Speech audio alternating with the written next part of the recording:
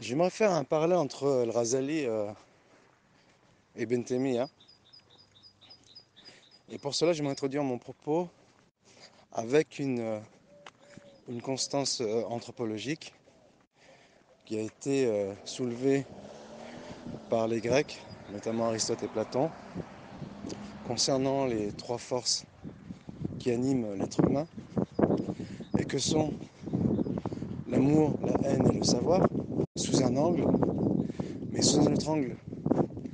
On peut aborder ces forces comme la force intellectuelle, qui pousse donc à la réflexion, et la force émotionnelle, qui pousse à l'action.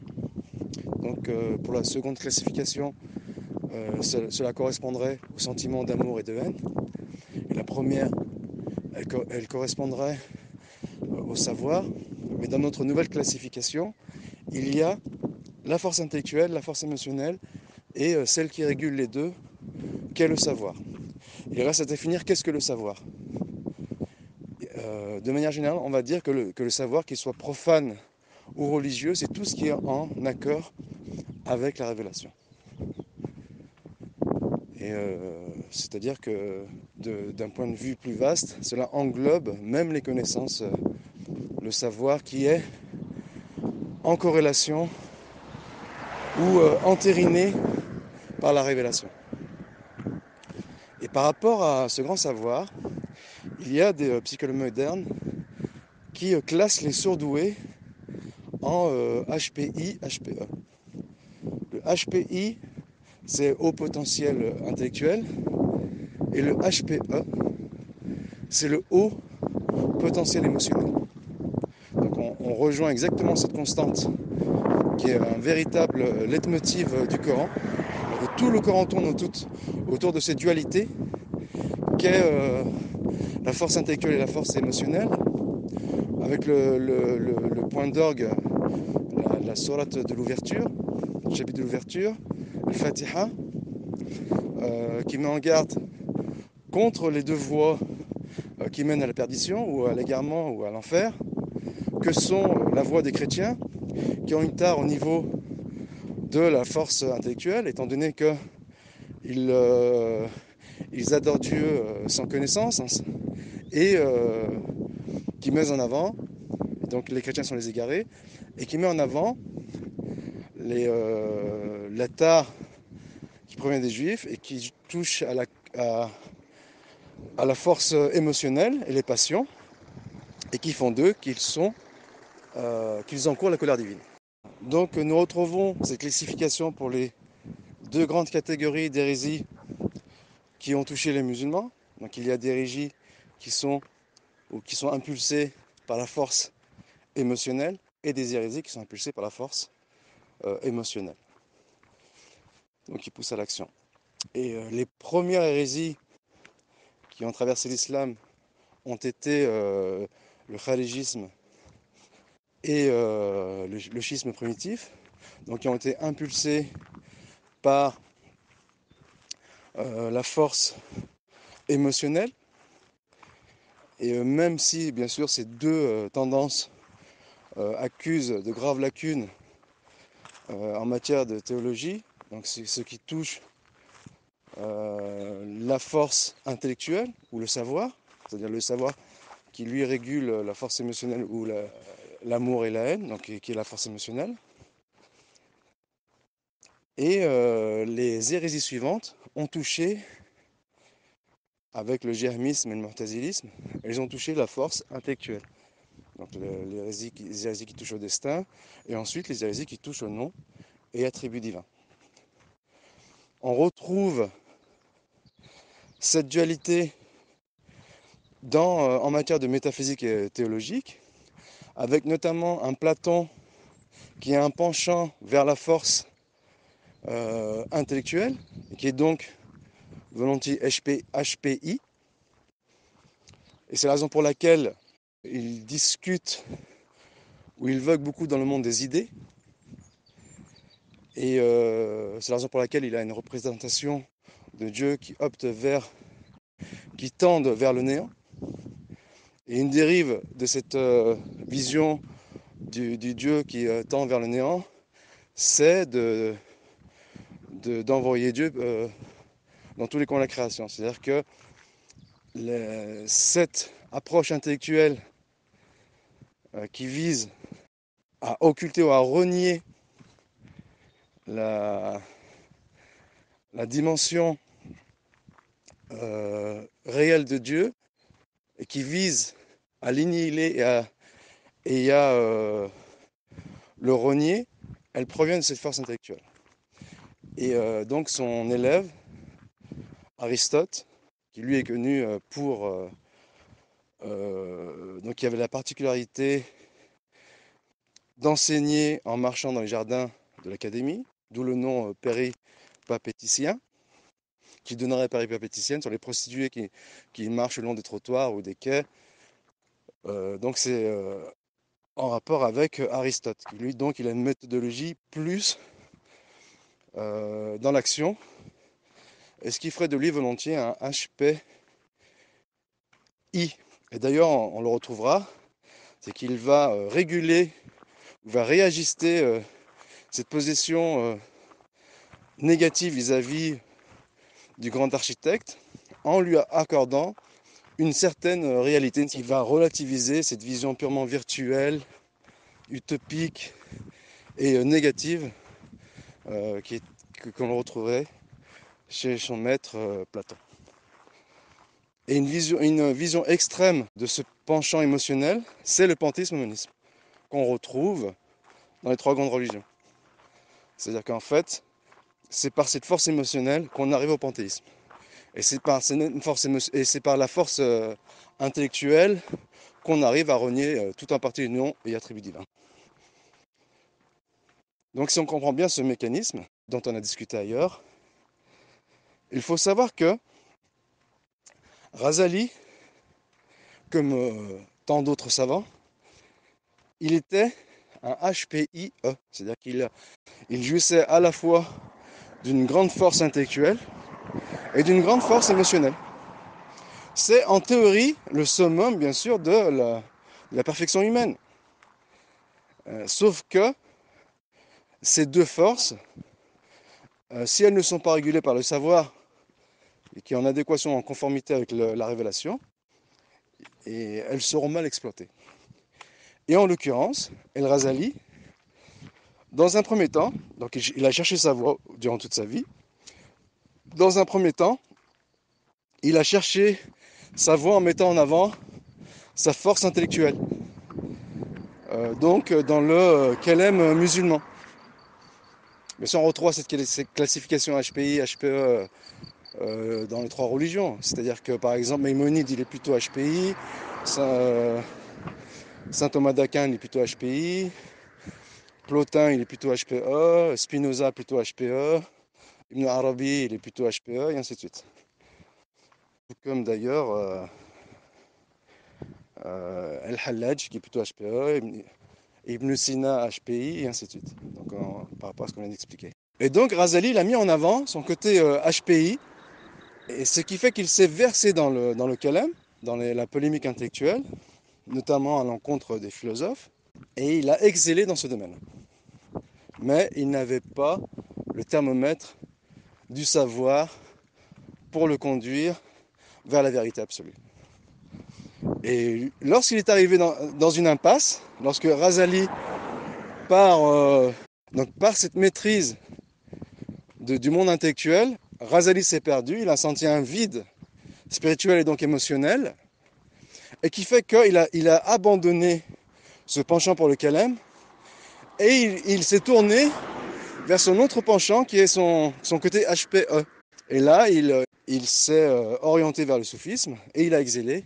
Mais bien sûr, il est arrivé au même déséquilibre que lorsque il était versé dans le monde du Kalem et qu'il a ressenti ce même vide. C'est-à-dire que dans le soufisme, il a senti un vide rationnel. Dans le Kalem, il a senti un vide spirituel. Alors que l'excellence, c'est de combiner entre le rationnel et le spirituel. Ce qui n'est jamais arrivé à faire Razali. Et d'ailleurs, il meurt, ou à la fin de sa vie, il prend le Sahih Bukhari entre ses mains, ce qui est très symbolique pour dire qu'il revient vers les textes. Donc qu'il renonce à ces deux ascendants en eux-mêmes sans les réguler par la force de la révélation et qui est le moteur ou le guide, la lumière qui permettra de gérer les deux forces que sont la force émotionnelle et la force intellectuelle. Et là on arrive au parallèle entre le Razali et Ibn Taymiyyah. Ibn Taymiyyah, au même titre que Razali, c'est un HPIE. Et je reviendrai sur ce point. Sauf qu'Ibn Taymiyyah, il avait une connaissance approfondie et étendue de l'orthodoxie musulmane, donc de la lumière de la révélation. Non pas que Razali n'avait pas une connaissance étendue de la révélation, mais sa connaissance, elle était travestie. C'est-à-dire elle a été polluée, ou elle a reçu des parasites par le kalem et le sophisme, qui puise notamment des civilisations étrangères, non musulmanes, notamment gréco-romaines. Il y avait énormément de parasites dans la représentation que Razali avait de la révélation. Et c'est ce qui fait que sa lumière de la révélation qui le guidait dans son cheminement, elle a énormément été atténuée. Et c'est d'ailleurs l'une des raisons pour laquelle il a cherché sa voie, son illumination, par d'autres chemins que celui de la révélation. Donc par le chemin soit de l'intellectuel, soit par le chemin émotionnel. Et les deux fois, il arrivait dans une impasse. Parce qu'Ibn Taymiyyah, lui, il avait cette force intellectuelle ajoutée à sa force émotionnelle qu'il a régulée grâce à une connaissance approfondie de la révélation, en sachant que c'est Dieu qui guide les individus et qui permet d'accéder à la réussite. Par rapport à cela, il est à déplorer aujourd'hui qu'il y a des intellectuels musulmans rationalistes, donc ils mettent en avant leur force intellectuelle aux dépens de leur force émotionnelle, et qui en cela rejoignent l'orientisme occidental et son approche hystérico-critique, qui est purement rationnelle et matérialiste, et qui met purement en avant la force intellectuelle de l'homme, sans tenir compte de sa force émotionnelle, donc qui occulte la spiritualité au profit exclusif de la matière et du temporel, et qui forcément arrive à des conclusions biaisées. En cela, on me demande souvent comment se fait-il que bon nombre d'intellectuels ou de surdoués, qu'ils soient HPI ou HPE, ou qu'ils soient les deux, ils s'égarent ou ils s'émancipent de l'orthodoxie musulmane. On va donner un exemple avec Hassan. Ils s'émancipent pour la raison suivante, c'est qu'au départ, quand ils sont arrivés au bout d'un cheminement, mais parfois c'est un postulat du départ, mais on va partir du principe, comme chez Hassan, qu'au départ ils sont en adéquation avec l'orthodoxie musulmane, c'est qu'au départ, ils mettent en avant leur religiosité. C'est leur religiosité qui les maintient dans l'orthodoxie.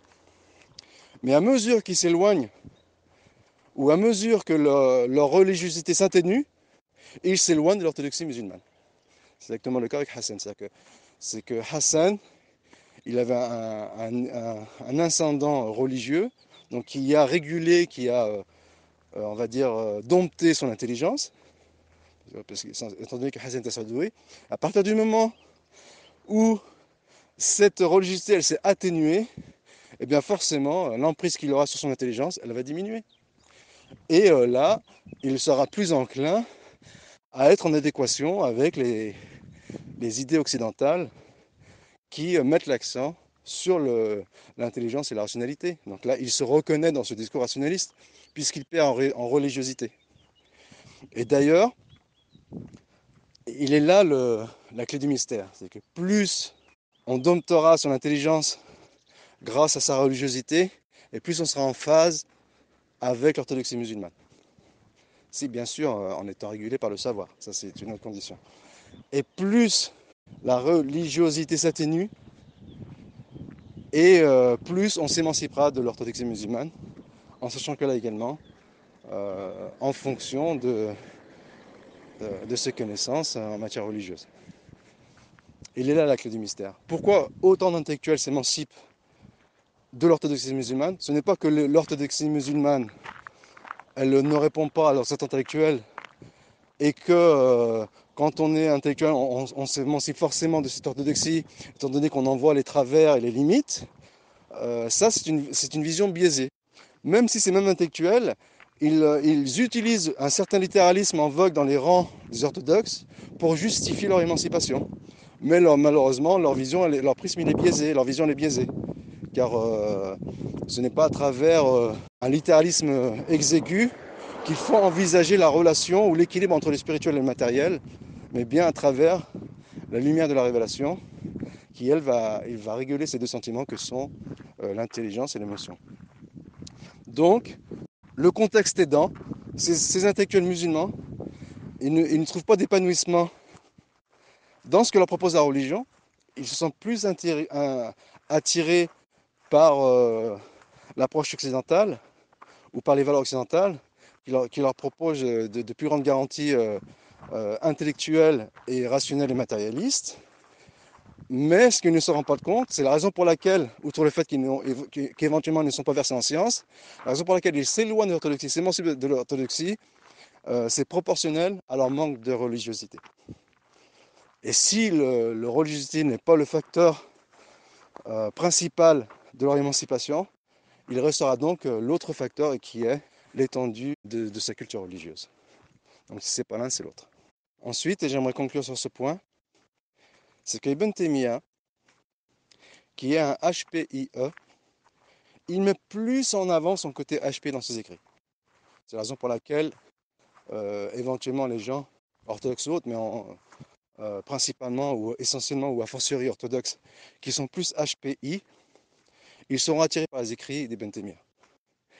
Et à l'inverse, son élève Ibn al-Qayyim, qui est aussi un HPIE, mais qui met plus en avant son côté HPE, les gens, on parle bien sûr des surdoués, mais c'est valable aussi pour les non-surdoués, qui ont un plus grand ascendant pour Ibn al-Qayyim, ce serait pour leur côté HPI. Et d'ailleurs, ça, on le retrouve chez Sheikh al-Uthaymin. Sheikh al-Uthaymin fait l'aveu qu'il est plus attiré par les ouvrages d'Ibn Taymiyyah que par ceux d'Ibn al-Qayyim. J'extrapole ce propos. Et la raison cachée, et peut-être même à l'insu de Sheikh al-Uthaymin, c'est que Sheikh al-Uthaymin, il est un HPI. Et à la limite, quand bien même il serait un HPIE, il aura un ascendant plus prononcé vers son côté I. Et d'ailleurs, on le retrouve dans ses écrits, même si Sheikh al-Uthaymin c'est un grand pédagogue, c'est-à-dire qu'en fait, il veille à rendre accessible, à vulgariser le savoir, même parfois le savoir qui est extrêmement complexe, mais contre toute attente. D'ailleurs, on le sent chez les HPI qui sont émancipés de leur religiosité et qui mettent en avant un fait qui est très aléatoire, très biaisé, qui est de dire que Sheikh al-Uthaymin, il n'est pas aussi intelligent qu'il en a l'air, mais en fait c'est parce que Sheikh al-Uthaymin c'est un pédagogue, il vulgarise le savoir, mais en lui-même, c'est un HPI et on le sent dans ses choix, dans ses opinions, étant donné qu'il est souvent et énormément en adéquation avec la pensée d'Ibn Taymiyyah, d'une part, et d'autre part, on sent aussi ce pragmatisme et ce relativisme qu'il a notamment dans le domaine du tekfir. Il faut savoir que le domaine du tekfir, c'est un thermomètre pour déterminer si la personne elle est plus HPI ou HPE, et pour déterminer si la personne elle a, on va dire, un haut potentiel intellectuel, à même de permettre de déchiffrer les tenants et les aboutissants de cette question et d'en extraire une conclusion lucide et pertinente. Donc en général, lorsqu'on a un haut potentiel intellectuel, on arrive à sortir des méandres, des conflits qui opposent les traditionnalistes entre eux sur ce domaine-là. Et d'ailleurs, avec l'expérience, là je fais part de mon expérience personnelle, je me rends compte de plus en plus que le tekfir, c'est plus un débat intellectuel, plus qu'un débat idéologique. Et c'est la raison pour laquelle je suis de moins en moins zélé à faire part de mes idées dans le domaine du tekfir, étant donné que ce sont plus des polémiques intellectuelles que de véritables enjeux dogmatiques. C'est-à-dire que dans ce débat-là, l'incendant psychologique de la personne, il aura une influence sur ses positions, et donc il n'est pas pertinent de chercher à convaincre une personne, par exemple, qui serait HPE, et de le faire amener dans son raisonnement pour HPI, c'est-à-dire qu'en fait de faire basculer cette personne de HPE vers HPI, alors que c'est une question d'affinité.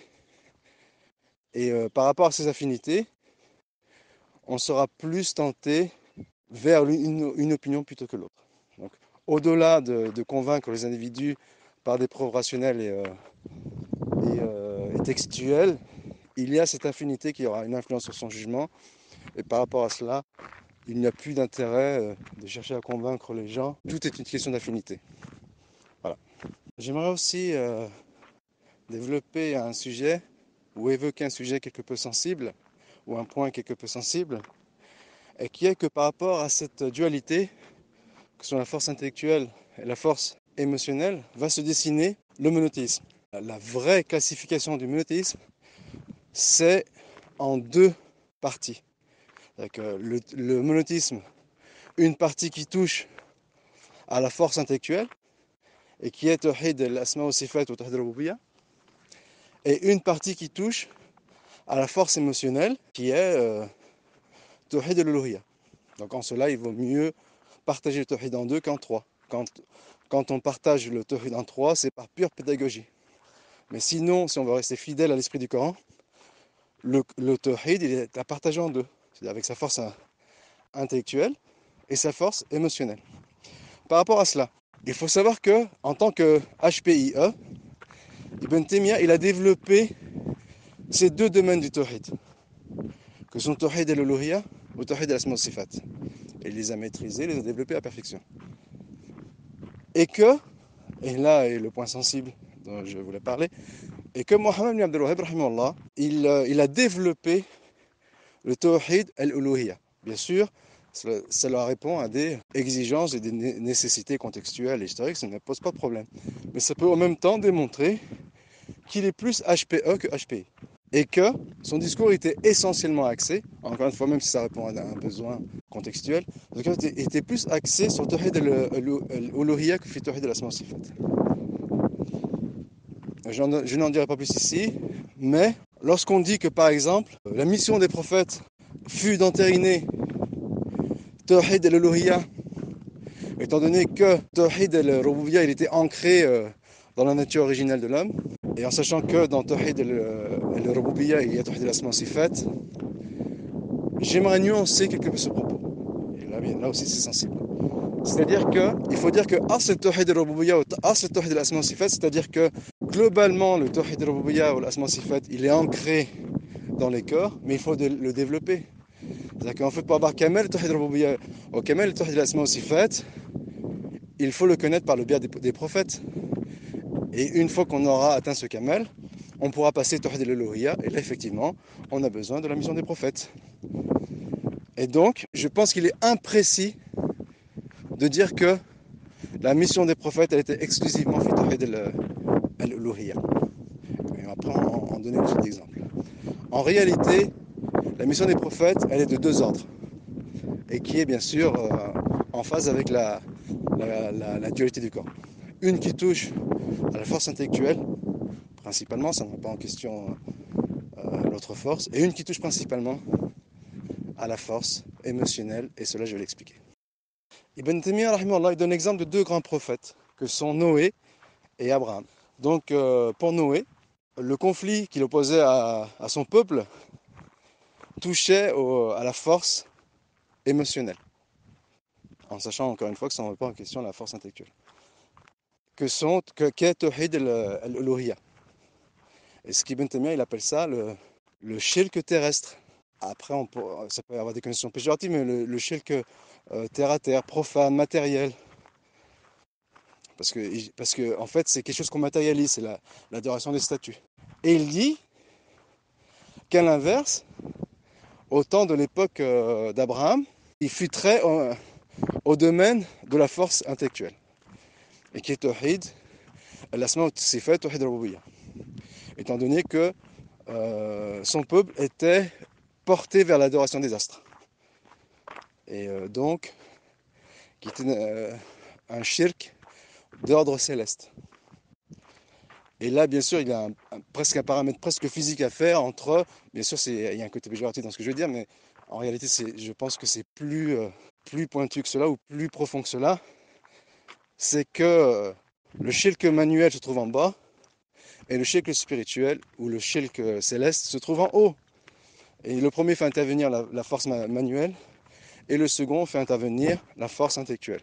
En sachant que dans l'absolu, il n'y a pas une supériorité, une prépondérance d'une force par rapport à l'autre. Le mieux, c'est d'avoir les deux forces, de conjuguer les deux forces dans leur plénitude. Et ensuite, chaque force, elle concède ses propres qualités que n'a pas l'autre, et inversement. Donc ce n'est pas péjoratif. Par rapport à cela, on est toujours dans le sujet sensible, on flirte avec les interdits. Au temps de Mohammed Abdel-Wahhab, donc dans la région du Nejd, où Mohammed Abdel-Wahhab il avait affaire à, à, à un peuple, ou ses coreligionnaires, ou ses concitoyens, ou ses contemporains avaient un fort ascendant religieux, spirituel, et étant donné qu'ils avaient un grand penchant émotionnel, eh bien, le conflit, il aura lieu en priorité dans le domaine émotionnel. Mais cela ne remet pas en question que l'autre conflit existe, notamment dans d'autres contrées du monde, en Égypte notamment, où certes, s'il y a une propagation de l'hérésie soufie et de l'adoration des tombes, il y a aussi l'hérésie intellectuelle au niveau des noms et attributs divins, même si les savants de la méthode Darwin ne remettent pas en question ce point, mais ce n'est pas l'axe principal de leur mission et de leur prédication. Et par rapport à cela, à notre époque, dans un pays comme la France, qui est exclusivement ou essentiellement rationnel et qui a mis de côté la spiritualité depuis très longtemps, on ne peut pas extrapoler une darwa, un prêche qui était essentiellement axé sur Tawhid al-Uluhiyya, alors qu'en France, on a en grande partie affaire soit à des athées, soit à des déistes, soit à des croyants matérialistes, et qui rendent le culte à la rationalité et à l'intelligence. Avec cette catégorie d'individus, il faut forcément adapter le discours. Et par rapport à cela, il faut savoir qu'à travers l'histoire, il y a eu donc ce shirk terrestre qui a touché énormément les peuples et les a pervertis, mais il y a aussi le shirk céleste qui est à l'origine des sociétés secrètes qui ont traversé les époques et qui ont foisonné dans l'Antiquité et qui avaient, on va dire, cette triple action. Enfin, la première, c'est qu'ils adoraient un dieu impersonnel, c'est ce qu'on appelle la gnose. La seconde, c'est qu'ils pratiquaient la magie. Et par rapport à cela, il y avait bien sûr une dimension paganiste et, qui touchait à l'adoration des idoles. Mais ils avaient cette dimension intellectuelle qui faisait qu'ils adoraient un dieu impersonnel. Et cette dimension-là, on la retrouve chez les modernes dans les grands principes de la franc-maçonnerie qui, eux, ils véhiculent l'idée d'un dieu impersonnel en plus de la pratique de la magie et du retour au paganisme dans l'Antiquité. C'est-à-dire que maintenant, si on veut affronter ces grandes idéologies modernes, il faut mettre l'accent tant sur la force intellectuelle de l'homme que sa force émotionnelle. C'est-à-dire qu'il faut mettre l'accent tant sur Tawhid al-Uluhiyya que sur Tawhid al-Rububiyya ou l'Asma wa Sifat. Et en l'occurrence, à l'Occident, puisque la première étape c'est Tawhid al-Rububiyya ou l'Asma wa Sifat, il vaut mieux ou il est impératif de mettre l'accent dans un premier temps pour contrer notamment les idées de ces idées secrètes qui sont devenues maintenant ouvertes, qui s'affichent ouvertement, qui est la propagation de la gnose, de l'agnostique, du déisme et de l'athéisme. Il faut mettre plus l'accent sur la force intellectuelle, ou ce qui sollicite la force intellectuelle, et qui est Tawhid al-Rububiyya wa l'Asma wa Sifat. Wallahu ta'ala alam. On constate donc chronologiquement qu'à l'époque de Noé, étant donné qu'ils avaient encore gardé leur nature saine, qu'ils n'avaient pas, que leur force intellectuelle n'avait pas été entachée. Et qu'ils avaient un problème uniquement ou essentiellement au niveau de leur force manuelle. Et c'est la raison pour laquelle Noé il a appelé à Tawhid al-Uluhiyya. Et c'est la raison aussi pour laquelle il est faux de penser que la force intellectuelle est au-dessus de la force manuelle. Puisque la force manuelle repose sur la force intellectuelle, que l'un découle de l'autre, et que l'un est les conséquences de l'autre, et que l'un est les fruits de l'autre, et que la première chose qui a été entamée dans l'histoire de l'humanité, c'est la force manuelle. Mais, donc c'est la raison pour laquelle Noé n'a pas appelé la force intellectuelle, puisqu'elle était encore saine. Mais à l'époque d'Abraham, les choses, elles changent. C'est-à-dire que là, il y a une détérioration, même au niveau de la force intellectuelle. C'est-à-dire qu'en fait, la force intellectuelle, la détérioration au niveau de la force intellectuelle, elle est, au niveau de la gravité, plus grave que la détérioration au niveau de la force manuelle. Mais dans le temps, elle s'inscrit après, c'est-à-dire que sa dégradation s'inscrit après la dégradation de la force manuelle, puisque la force manuelle repose sur la force intellectuelle en l'occurrence. C'est la raison pour laquelle l'adoration des étoiles, l'astrologie, elle a commencé sous Abraham et non pas sous Noé.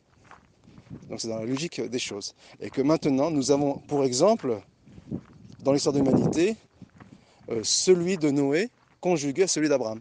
Même si Abraham aussi a appelé à la force manuelle. Mais étant donné qu'Abraham il a rapporté quelque chose de nouveau par rapport à la prédication de Noé, et c'est ce qui ferait qu'éventuellement Abraham, c'est le patriarche, donc il a un cran au-dessus, un niveau au-dessus de Noé. C'est-à-dire que le plus grand prophète dans l'absolu, c'est Mohammed sallallahu alayhi wa sallam, donc qui a appelé à ces deux forces. Et ensuite vient derrière lui, directement après, Noé, Abraham, qui lui aussi a été confronté à ces deux forces, manuelles et intellectuelles. Et ce qui fait que Abraham, il a un degré au-dessus de Noé, sans, bien sûr, sans que cela n'enlève en rien au mérite de Noé, c'est qu'Abraham, il a défendu les deux forces, le Tawhid al-Uluhiyya et le Tawhid al-Asma wa Sifat. C'est-à-dire Kamel Tawhid al-Uluhiyya, pour être bien précis, Kamel Tawhid al-Asma wa Sifat. Quand bien même Noé, il avait appelé relativement à Tawhid al-Asma wa Sifat, il n'avait pas affaire à une détérioration à ce niveau-là. Et quand bien même il y avait eu détérioration à ce niveau-là, cette détérioration elle n'avait pas atteint la gravité que c'est l'atteinte à l'époque d'Abraham. Wallahu ta'ala.